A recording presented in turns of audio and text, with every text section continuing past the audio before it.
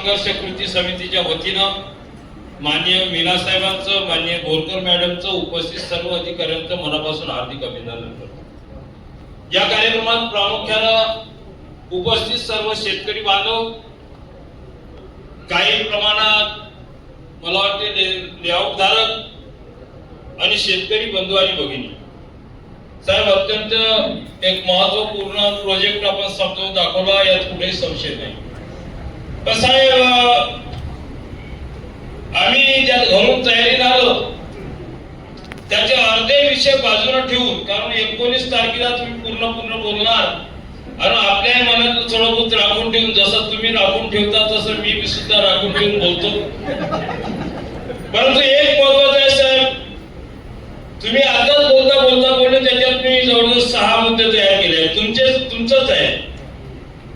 मियांचं project बसलं आणि माझा सवाल आहे, तुमचं का बसणार नाही याची गॅरंटी सांगा।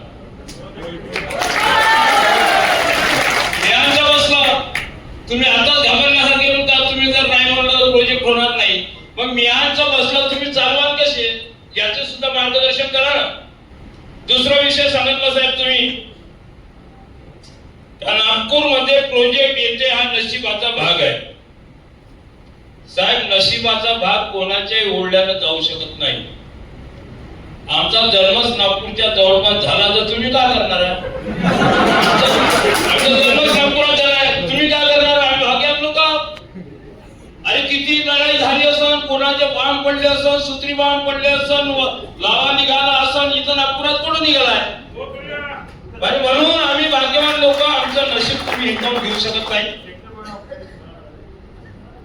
तिसरा प्रश्न आहे साहेब, नागपूर वरून बाहेर जाण्यास प्रवृत्त करत आहात, तो प्रवृत्त नागपूर वरून बाहेर जाण्यासाठी सर्व शेतकऱ्यांना तुम्ही करत आहात। आमची शेती घेऊन आम्ही जागेवर बसून आहोत। आमच्या सर्वांच्या शेत्या जर विकल्या गेल्या तर नागपूर तका जिल्ह्याच्या बाहेर जाच लागणार आहे शेती करायला।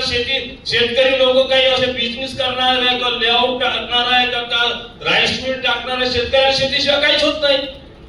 आणि नागपूरच्या बाहेर जाण्यासाठी तुम्हीच प्रवृत्त करत आहात, असा सुद्धा माझा सवाल आहे साहेब। सुरुवातीचा साऱ्याबरोबर तुमचं मी वाचलं, त्याच्यात बिझनेस हा शब्द महत्वाचा दिसला। बिझनेस कोणाचा?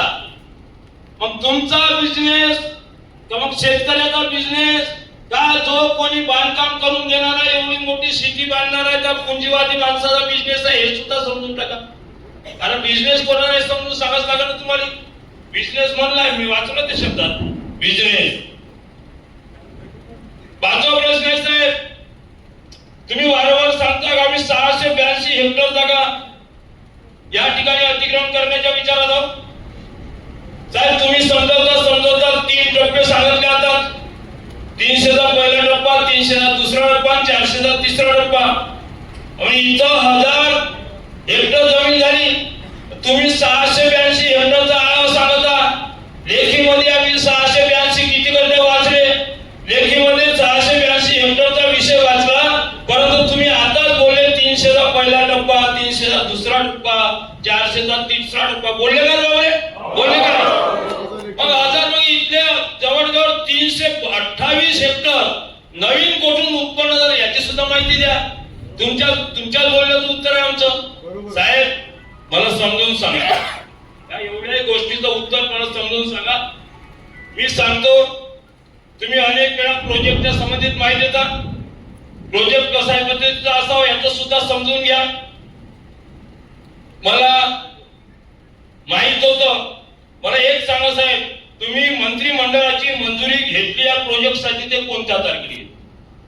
कारण मी 20 तारखेला या राज्याचे महसूल मंत्री, नागपूर जिल्ह्याचे पालकमंत्री आणि माझ्या अतिशय जवळचे व्यक्ती म्हणून मी त्यांच्याकडे एक आपुलकीच्या भूमिकेने गेलो।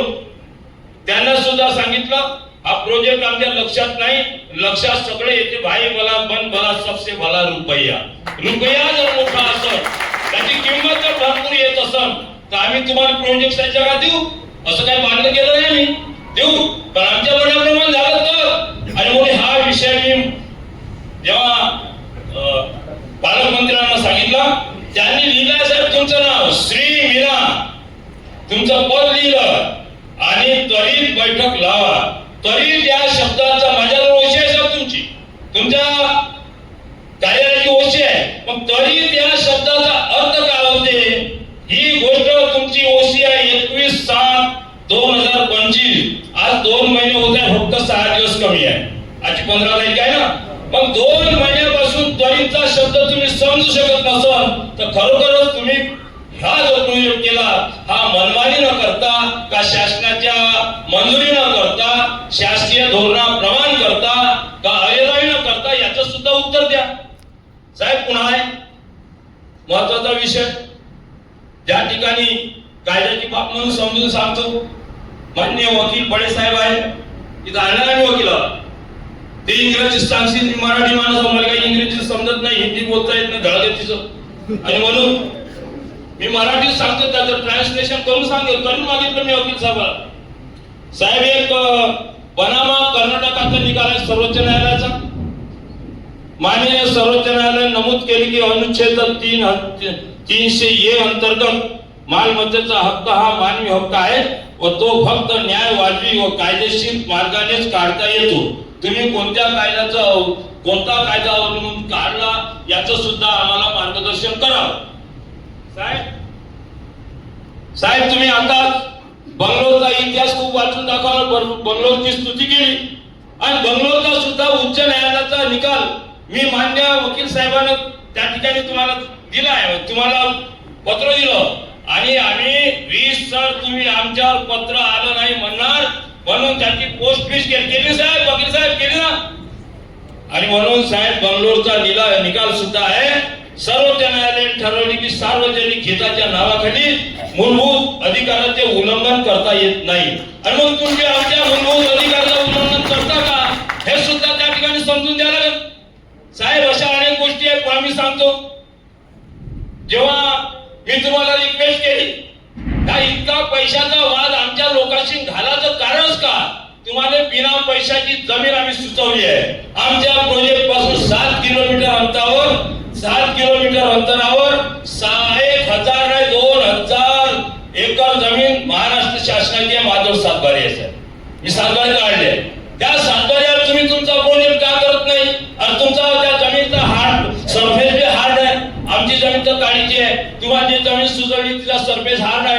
तुमच्या बिल्डिंग तुमच्या इमारती चांगल्या होऊ शकते आणि आमच्यापासून जवळ आहे. तुम्हाला नागपूर पर्यंत त्याची शोभा वाढवायची असेल तर समृद्धी महामार्गाच्या जवळ आहे,